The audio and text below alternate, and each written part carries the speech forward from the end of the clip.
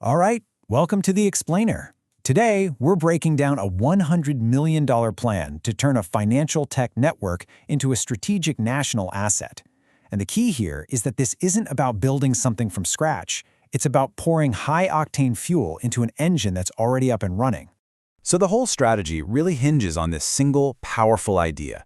For any country to truly steer its own economic future, it has to own its own financial plumbing. You see, relying on foreign systems can create all sorts of vulnerabilities. But when you own the rails yourself, you build real, lasting resilience. Okay, so what does that actually look like in practice? Let's dive into the blueprint for a system that's designed to be exactly that, a country's financial backbone. We're talking about moving way beyond just a bunch of scattered apps and creating something truly unified and, well, sovereign. This entire system is built on what's called a four-layer architecture. Now, each layer has a very specific job to do, but they're all deeply connected. They're designed to work as one single, smooth-running engine. So let's take a look at how it all fits together. Now, I know this diagram looks a little complex at first glance, but it does a fantastic job of showing the entire journey of a transaction. If you just follow along from the user on the left, you can see the request moving through secure gateways, hitting that core processing network, and then finally settling in the bank data centers on the right. Every single step is built for security and resilience. This isn't just another app, it's a full end-to-end, sovereign-grade infrastructure.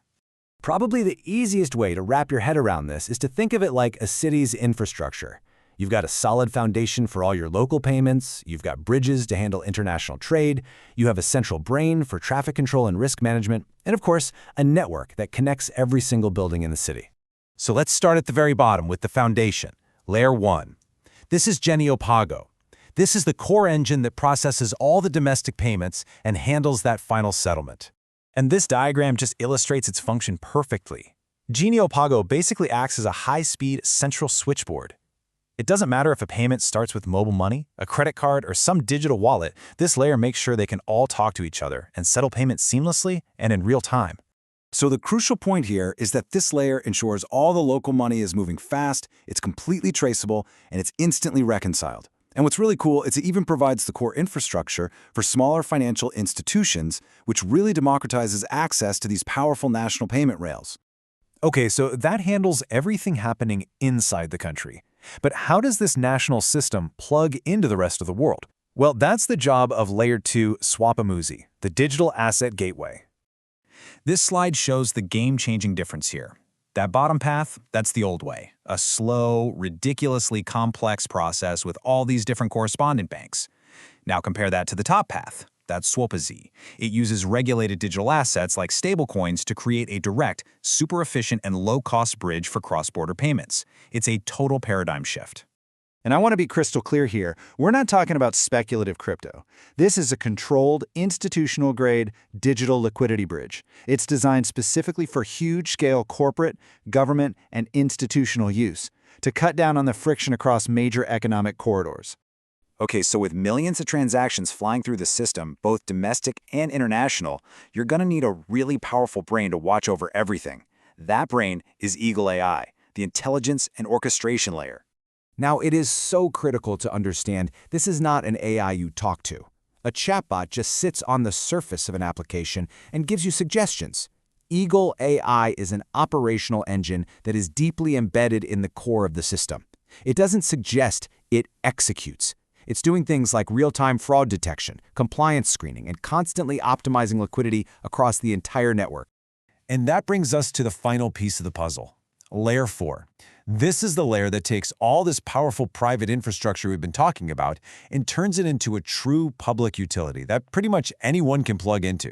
So this layer provides secure APIs, and you can just think of those as standardized on-ramps to a highway. These on-ramps are what allow governments, banks, utility companies, and even retail ecosystems to easily and securely connect their own systems right into this new national backbone. Okay, so the system is built, the 4 layers are live, they're operational. But, and this is a big but, to handle the full transaction volume of an entire nation, it needs one absolutely critical ingredient: capital. Now here's where it gets interesting. The majority of this $100 million fund isn't going to research and development. It's being strategically allocated to fuel the live engine. And just look at that huge slice of the pie, $60 million dedicated purely to something called liquidity and float. So what on earth is liquidity float? Well, think of it like the water pressure in a city's plumbing system. You can have the best, most advanced pipes in the world, but without enough pressure, the system just slows to a trickle. This float is the financial pressure that makes instant settlement and massive transaction volumes possible. So what actually happens when you inject $100 million of capital, mostly liquidity, into this existing four-layer stack? Well, you get a fundamental transformation. This capital is the catalyst. It's what elevates the system from being an efficient but, liquidity-constrained network that operates in specific corridors into a true piece of national financial infrastructure, one that's capable of absorbing an entire country's transaction flows with deep liquidity and incredibly high velocity. Ultimately, this investment isn't just about scaling a company. It's about building a foundational, sovereign asset for a nation's economy. It provides the liquidity you need for speed, the governance you need for trust, and the capability you need for genuine economic independence. And by achieving this, the infrastructure can dramatically reduce a country's dependence on foreign systems, it can accelerate the velocity of trade, and it can bring more of the informal economy into the formal digital age. That creates a much more transparent and resilient economic environment for everyone. This blueprint isn't just for one country. It really represents a new model for emerging markets all over the world. This could be the foundation for the next century of financial systems, which leaves us with a final thought to consider.